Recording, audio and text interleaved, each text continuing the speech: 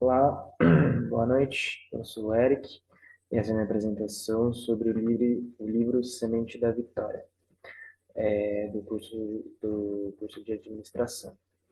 Bom, o livro Semente da Vitória, para dar uma introdução, ele é um livro que é feito por Nuno Mendes, com parceria do Senac, e nesse livro, Nuno Mendes, que é conhecido por ter sido o preparador físico do Ayrton Senna, ele conta um pouco da sua história brevemente e ele vai contando aos poucos como ele conseguiu desenvolver o seu método de trabalho.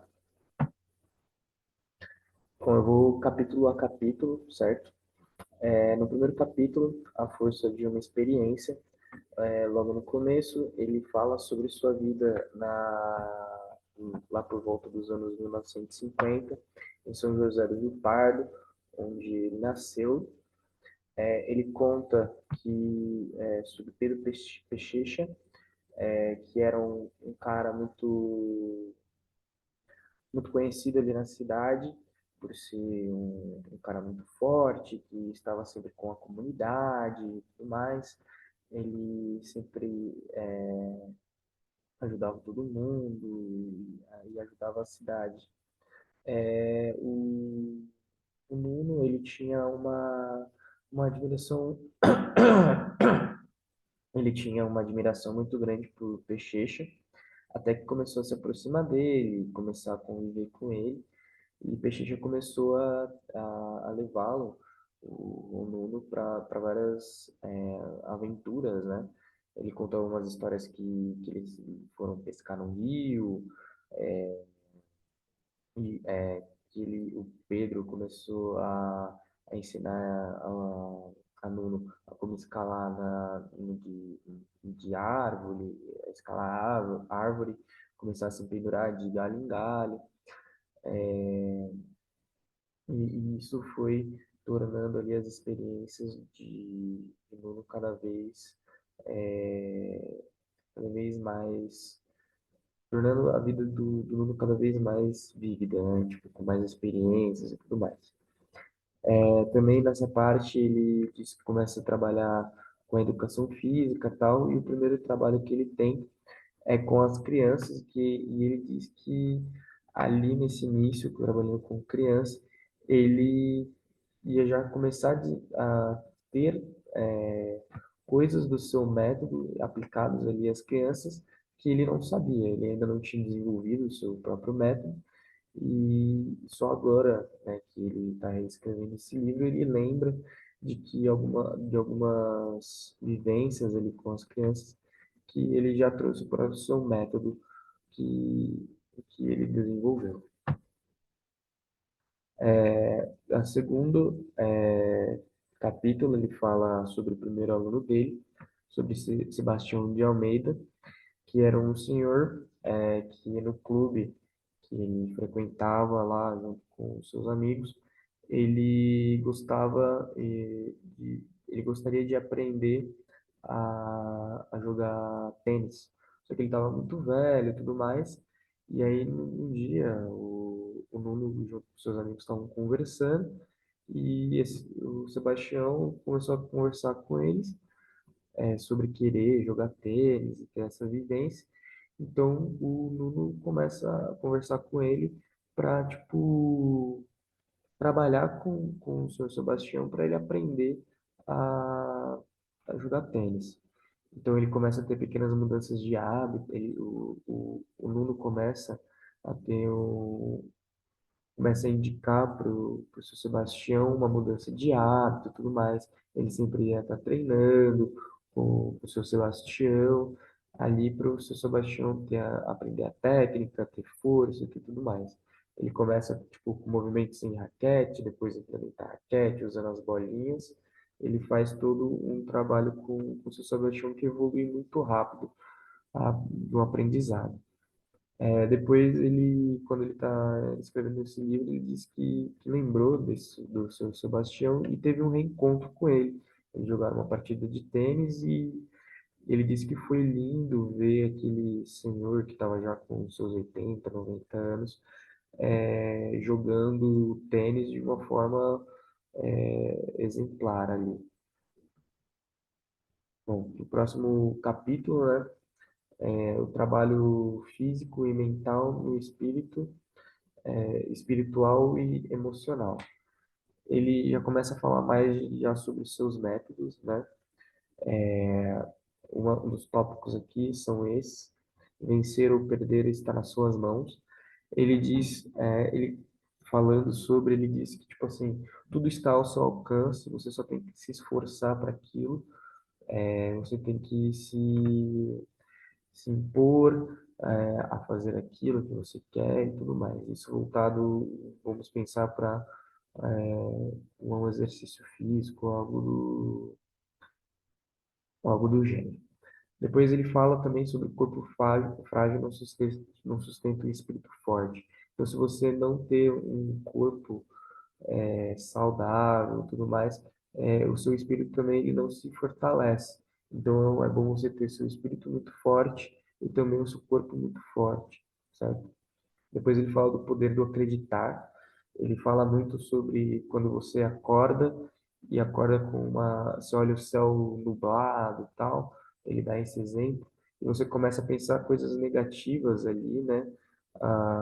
Então você começa, o seu dia vai ser negativo por conta disso. E aí automaticamente vem o auto-boicote aí, que também é mais um outro tópico. Você acaba se boicotando quando você não tem esse poder do acreditar. Depois ele fala sobre essas teorias dos sacos. Ele diz que nós temos, teoricamente, dois sacos, um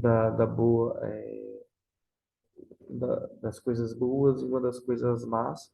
E aí a gente tem que cada dia, todo dia encher, colocar coisas, praticar coisas boas, porque a gente vai enchendo cada vez mais esse saco da bondade e tudo mais.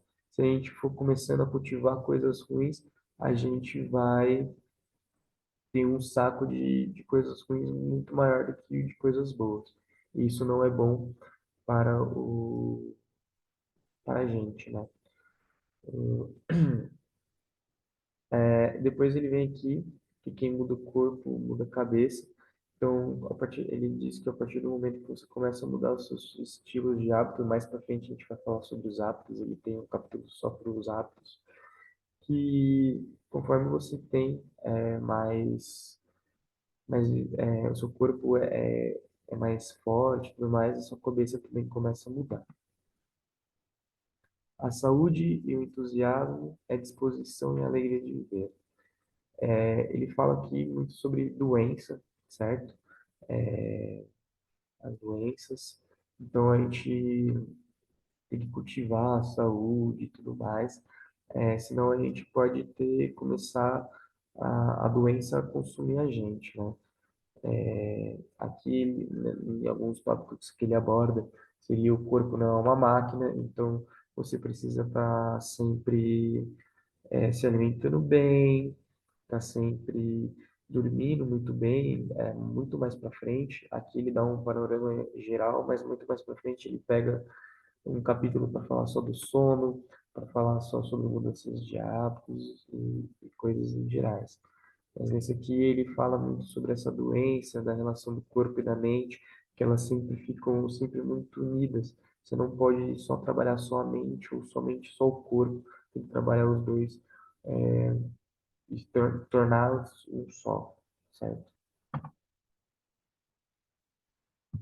Aqui o sono, é a parte que ele fala do sono, e a base de tudo da nossa vida é o sono. O que ele diz do sono é sempre você estar descansado, você ter sempre um bom repouso, porque o sono ele vai te dar tudo a partir do dia seguinte. Ele fala sobre teorias ali, sobre o corpo humano, para tipo deixar bem ilustrado com uma ideia mais para criança e tal. Quando a gente dorme, existem pequenos homenzinhos que vão estar ali fazendo o trabalho de repor nossas energias, de estar recuperando as nossas fadigas e tudo mais, para no outro dia a gente acordar revigorado, né? Ele diz também que você fala também pega no ponto do fato de você ter pouco tempo de sono, a gente acaba acelerando a velhice, certo? E a gente vê mais para frente que o sono é algo muito importante que ele pega nesse trabalho dele, de quando ele vai trabalhar com um atleta ou até mesmo com pessoas do personal.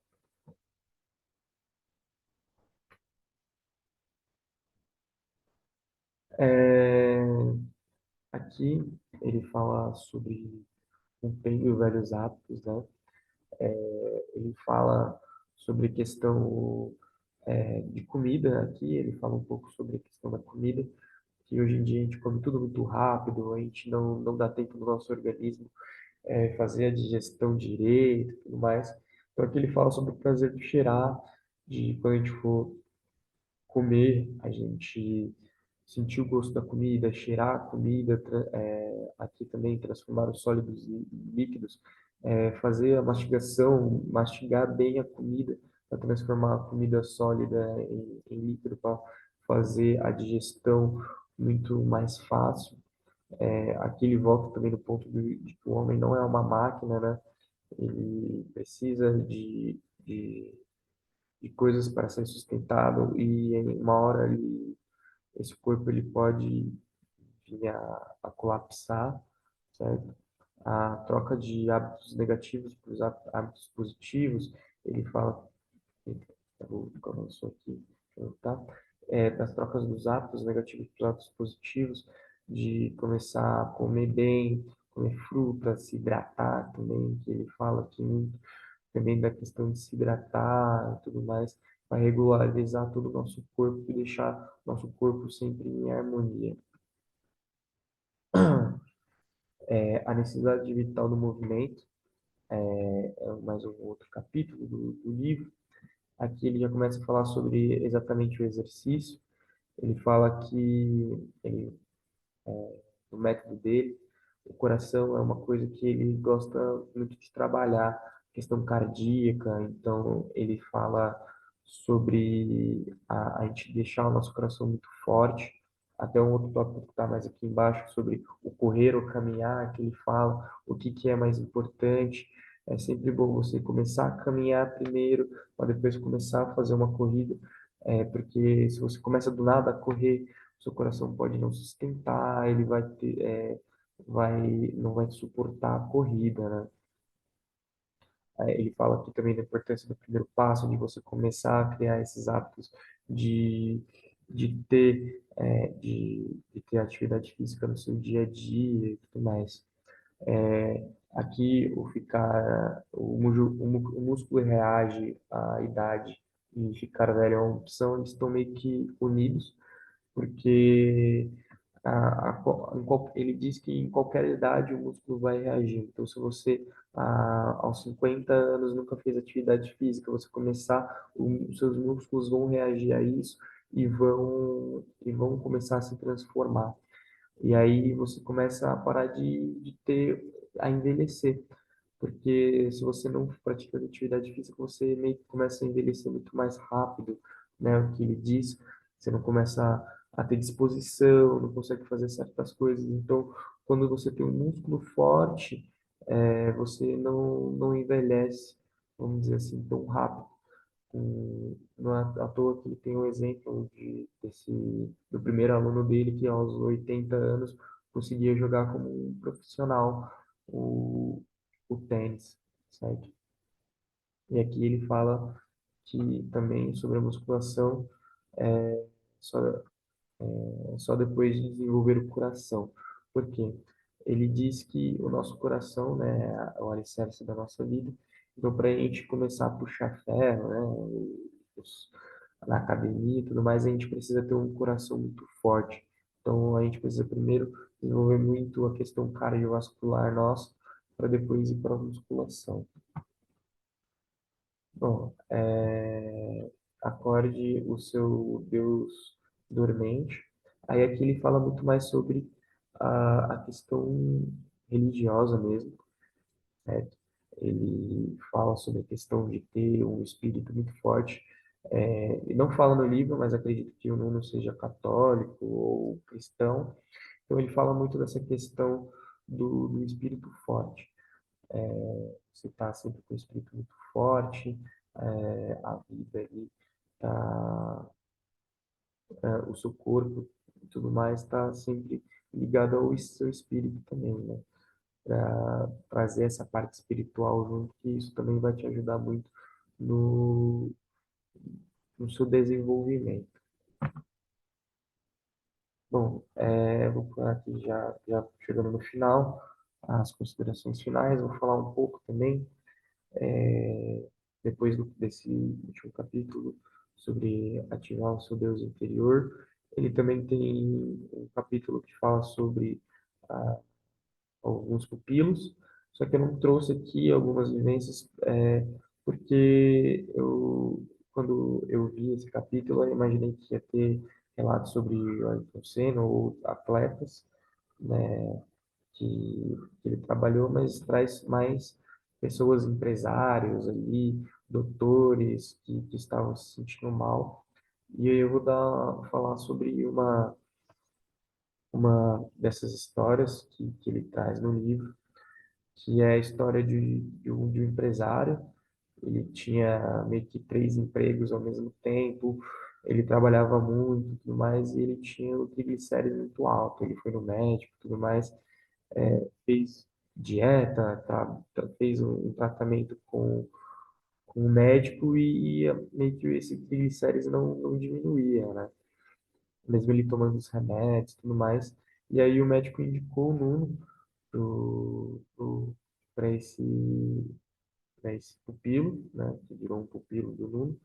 E aí o Nuno começou a fazer um trabalho com ele, tudo mais, de mudança de hábito, pediu para ele começar a tirar um tempo para ele mesmo, porque ele estava focando muito no trabalho.